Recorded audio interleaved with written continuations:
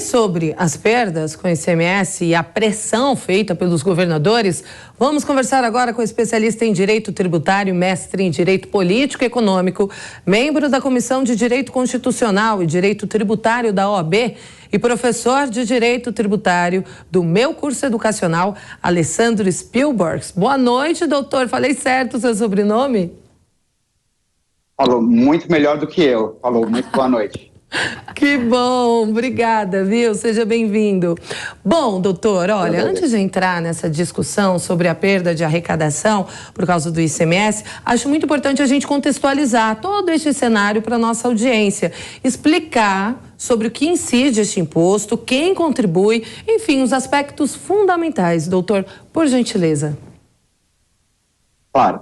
Bom, o ICMS, a Elaine já tinha, inclusive, levantado essa questão e apontado muito bem, né? Trata-se do principal imposto de competência dos estados e que traz um maior montante de arrecadação. Então, todos os estados e também o Distrito Federal, eles possuem 3 impostos, né?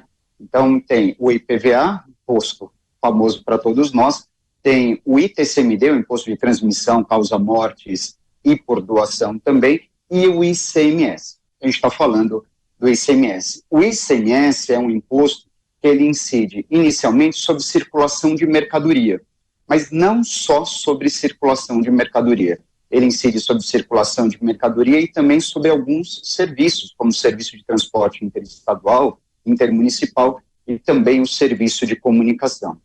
Vale lembrar aqui que o ICMS, por ter, portanto, toda essa abrangência, é ele que especialmente recai, por exemplo, sobre a venda de combustíveis, energia elétrica. Afinal de contas, combustível e energia elétrica são considerados como mercadorias e atrai, portanto, na verdade, uma importante, eu diria, principal arrecadação por parte dos estados.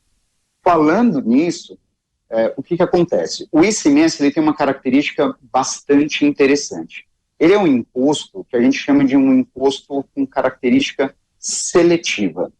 Ou seja, o que é um imposto seletivo? E nós temos vários impostos, vários tributos com esse tipo de característica no país. Mas o ICMS é um deles, então é um dos principais exemplos.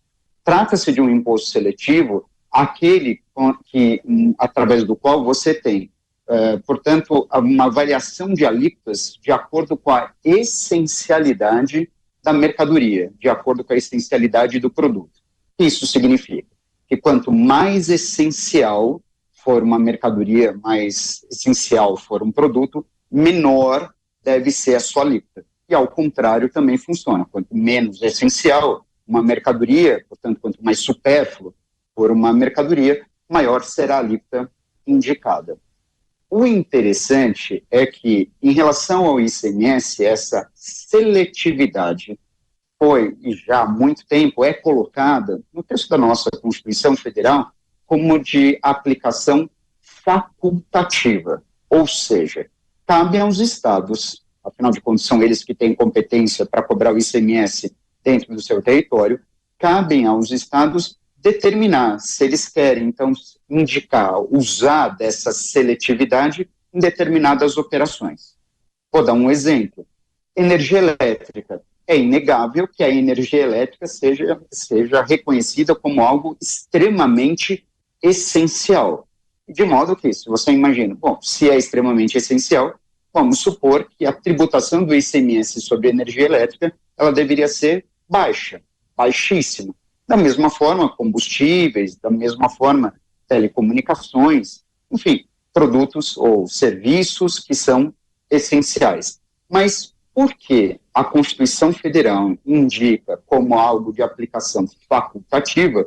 Então, muitos estados simplesmente não se valiam dessa disposição, ou seja, não usavam dessa seletividade, cobrando, portanto, aplicando uma alíquota mais alta para o ICMS nessas ocasiões. E, claro, quando a gente fala, vou usar o exemplo do combustível e da energia elétrica, mais uma vez, se você não aplica a seletividade para situações como essas, bom, você onera muito o custo desses produtos e, consequentemente, os estados acabam arrecadando volumes de recursos incríveis. Pois é, o que aconteceu no ano passado? No ano passado, a legislação federal que limita, que é o nosso Código Tributário Nacional, que dispõe sobre o que a gente chama de normas gerais de direito tributário, ela sofreu uma alteração bastante interessante, dizendo que o ICMS sobre produtos como combustíveis e energia elétrica, ele necessariamente precisaria ter a aplicação dessa seletividade, o que acabou fazendo com que os estados fossem obrigados, portanto, eles passaram a ter uma limitação na cobrança do ICMS, a ponto de vários estados serem obrigados, por conta dessa alteração, a reduzir, portanto, a sua cobrança do ICMS sobre combustíveis. A gente chegou a notar isso no bolso. Mas esse tipo de alteração traz uma consequência automática aos estados. Qual? A perda arrecadatória e uma perda substancial. O que se discute é como é que os estados serão, portanto, digamos, compensados ou recompensados a partir desse instante. Esse é um cenário que a gente levanta pontos políticos envolvidos, naturalmente, e também pontos jurídicos interessantes. O próprio Supremo Tribunal Federal deve se manifestar a respeito de algumas ações que foram, portanto, levadas até ele por parte dos estados. A Elaine também chegou a fazer um comentário inicial a esse respeito, lembrando todo mundo que é essa situação que hoje se apresenta no país. Isso mesmo, gostaria de perguntar para o senhor, porque como vimos na matéria de David de Tarso, o governo federal ele sinalizou a possibilidade de compensar em 22 bilhões de reais os estados pelas perdas que tiveram com a redução do ICMS. Só que há, doutor, como o senhor bem disse, alguns pontos que devem ser discutidos, entre eles também estados que já estão endividados. Enfim, quais as alternativas para compensar essas perdas, hein? Então, como alternativas nessa compensação, os estados, a gente tem, portanto, aqui, eu diria, 2 pontos a serem levantados. Ponto sob o ponto de vista tributário e sob o ponto de vista financeiro. Sob o ponto de vista financeiro, a gente está falando de uma repartição de receitas. Existem fundos de participação dos estados e fundo de participação fundo de participação dos municípios, a partir do qual, na verdade, você tem uma forma de levar dinheiro a esses estados como uma maneira, portanto, de auxiliá-los, portanto, na prestação de serviços, na contratação de serviços, na realização de obras, por exemplo. Então, eu diria o seguinte, haverá necessidade de se realizar, portanto, aqui uma costura, né, política para que os estados, todos eles, recebam, portanto, mais dinheiro por parte da União. Só que aí a União precisa prever esses repasses no seu orçamento, um orçamento, por exemplo, para esse ano. Vamos lembrar que o orçamento do ano de 2023 é um orçamento que já foi definido no ano passado, que já precisava ser definido no ano anterior. Então, a gente está falando de uma discussão cujos resultados serão mesmo vistos e talvez amenizados só mesmo para o ano de 2024, uma vez que a gente continua discutindo a esse respeito e as previsões orçamentárias já foram definidas no ano passado para o longo desse ano aqui. Então tem um imbróglio bastante grande e muito provavelmente nesse sentido o Supremo Tribunal Federal deverá se manifestar a esse respeito. Tá certo, pergunta da doutora Elaine Keller. Era nessa esteira mesmo que eu ia te perguntar, Alessandro. Uma vez que o ministro Barroso, Luiz Roberto Barroso, já se posicionou favorável ao Estado do Espírito Santo o ano passado, né? Inclusive a decisão dele foi bastante rigorosa, não só na questão de compensação, mas também da União não poder colocar ali o Estado com falta de acesso a crédito, enfim, tiveram ali inúmeras penalidades que a União não pôde fazer contra o Estado. Você acha que nessa esteira haverá uma judicialização geral dos estados com relação agora esse repasse relativamente menor do que o previsto por eles? O risco é bastante alto que isso aconteça, mas certamente é algo que o governo federal não pretende que efetivamente seja levado a esse ponto. Mas o risco, eu diria, é bastante razoável, mas uma vez que o ministro Barroso já se posicionou nesse sentido, o governo federal ele muito provavelmente deverá se aproximar ainda mais do Supremo Tribunal Federal, justamente para alinhar essas decisões. Inclusive, imaginando que essa decisão, uma vez confirmada por parte do plenário do Supremo Tribunal Federal, ela seja modulada, ou seja, a partir de que momento essa repercussão e essa nova definição ela vai acontecer. Será que vai acontecer desde o momento, tanto do ano passado? Será que isso vai reverberar já para 2023 ou só a partir de 2024, por exemplo? Doutor, o governo prevê votar ainda neste primeiro semestre, né? A grande intenção de Haddad, parte da reforma tributária, né? Parte que incide aí sobre o consumo. Então, como que ela pode influenciar nesta questão da perda de arrecadação do ICMS? O ponto da reforma tributária ele é bastante interessante. Tem 3 grandes aspectos, na verdade, que envolvem a reforma tributária, entre tantos outros que passam sob discussão. Em primeiro aspecto, diz respeito ao imposto de renda, portanto, a revogação de algumas isenções muito conhecidas em relação ao imposto de renda. A partir do momento que ele revoga isenções concedidas ao imposto de renda, automaticamente ele passa a arrecadar mais do imposto. Um outro ponto é a possibilidade eventual de criação de um imposto sobre grandes fortunas, né? É o que muita gente chama do imposto sobre os ricos.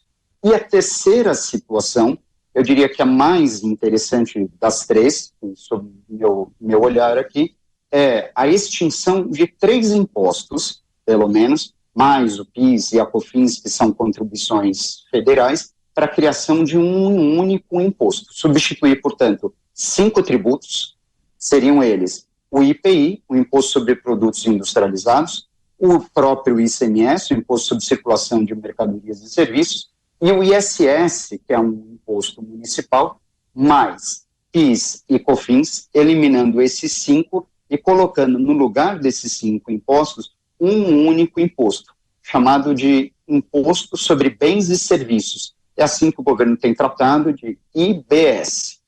A partir do momento que ele extingue esses impostos, se isso de fato acontecer e prosperar, o governo ele passa, portanto, a dizer o seguinte para os estados: a partir de agora, sou eu que vou determinar como que vai ser a arrecadação, uma vez que esse imposto passa a ser um imposto da União, e a União passa, portanto, a distribuir essa arrecadação para os estados e para os municípios. Como será feita essa distribuição? Quem vai gerir isso? Quais são as pessoas que farão parte certamente de um comitê gestor dessa distribuição? Isso a gente vai aguardar através dessa reforma. Mas os estados, eles vão ficar, com certeza, eu diria, de orelha em pé, porque é uma maneira de chamar a atenção para a reforma, né? E, por outro lado, os estados ficarem com, digamos, o prejuízo da falta de arrecadação do ICMS que passou a se dar desde o ano passado. Elaine? Hoje, Bernardo Abi, né, que é da equipe de Haddad para essa questão da reforma tributária, ele esteve no Legislativo para discutir a reforma tributária. Inclusive, enquanto esteve no Congresso, ele foi o relator da PEC 45, né? E hoje, então, houve ali uma discussão de aproveitar o texto base, né, da PEC 45 e unir à PEC 110, que já tramita no Senado, né? E aí se fala justamente nessa questão de acabar com esses impostos de consumo, né, da tributação sobre consumo, e criar um único imposto, como você bem mencionou, né, Alessandro, que eles colocam o nome ali na PEC 45, estava como imposto sobre bens e serviços, mas também já se fala hoje do IVA, né, do imposto sobre valores agregados, né? Acontece que o ICMS, para além de ser um principal imposto dos estados, ele também hoje favorece aquela concorrência interna entre os estados, ou seja, o ICMS serve como uma forma de troca aí para a industrialização, né? Com isso, a gente vai ter aí a possibilidade de ter aí uma desarmonia interna ou até desfavorecer aí a integração aí de o desenvolvimento e a integração de algumas regiões do Brasil. Você acha que a gente pode ter uma desigualdade social advinda desse novo imposto que vai regularizar e vai planificar aí a alíquota para todos os estados? Muito bem apontado por você, porque a partir do momento que se cria um único imposto em substituição, vamos falar esses três, né, um federal, um estadual e um municipal, pelo IBS ou pelo IVA. O IVA é muito conhecido no cenário internacional, né? Mas a gente teria um IVA, digamos, nacional, que o governo tem chamado de IBS, por exemplo. Mas eles são extremamente semelhantes, pelo menos levando em consideração esse ponto de vista. Então, somente a criação do IVA, eles serão obrigados a determinar uma alíquota, pois esse é o objetivo. Na verdade, a reforma tributária, ela tem como principal intenção simplificar a arrecadação, tornando, acima de tudo, mais transparente, para que a gente, como consumidor, saiba exatamente o quanto e o que é que a gente está pagando quando a gente adquire uma mercadoria ou compra, portanto, ou contrata um determinado serviço. Significa dizer que só a criação do IBS ou do IVA, ele sim pode repercutir em desigualdades que não seriam nada interessantes, sem dúvida nenhuma. Isso exige, portanto, a criação de, certamente, um outro imposto, um imposto que teria exatamente aquela seletividade que eu cheguei a comentar. Ou seja, a gente teria um imposto que seria um imposto seletivo. Seriam dois impostos, portanto. O IBS, com uma alíquota padronizada, portanto, incidindo em todo o território nacional, independentemente do produto ou do serviço que fosse adquirido, mais um outro imposto, vamos chamar aqui de imposto seletivo. Um imposto seletivo, esse sim, que funcionaria como uma ferramenta justamente para que essas desigualdades fossem minimamente, eu diria, reduzidas, né? Amenizadas pelo menos. Então, só criar um único imposto, isso pode reverberar, como você bem apontou aí, num cenário de aumento das desigualdades socioeconômicas entre as diversas regiões do país. Há necessidade, pelo menos ao meu ver, da criação de um segundo imposto, esse sim com nítido caráter seletivo, para que, portanto, produtos que fossem considerados supérfluos, nocivos à saúde, eles recebessem uma tributação extra, justamente para não incentivar o consumo deles. Então, doutor, por fim, a gente está falando aí de várias alternativas, né, para solucionar esse problema. Qual a melhor alternativa para o consumidor, para o cidadão, para o nosso bolsinho? Bom, para o nosso bolso, né, o que se espera, na verdade, é sempre uma tributação mais justa, né? E uma tributação mais justa é uma tributação que está alinhada a um princípio, que a gente chama de princípio da capacidade contributiva, que eu diria o seguinte, que é uma tributação mais adequada sobre a renda, mais do que sobre o consumo ou sobre produtos. Porque quando a gente fala numa tributação sobre produtos, todo mundo vai imaginar produtos pertencentes à cesta básica. Alguém que receba, portanto, vamos supor, 50 salários mínimos, certamente essa pessoa precisa adquirir produtos pertencentes à cesta básica. E isso não vai para essa pessoa que tem um alto rendimento, isso não vai impactar tanto, digamos, no seu orçamento mensal. Agora, uma pessoa que receba um salário mínimo apenas, essa pessoa também precisa dos mesmos produtos pertencentes à cesta básica, só que em contrapartida, o valor do produto que ele adquire ainda, a partir do momento que é o mesmo e com a mesma tributação, sofre sobre essa pessoa que tem um rendimento, digamos, mais acanhado, um impacto muito, mas muito forte mesmo.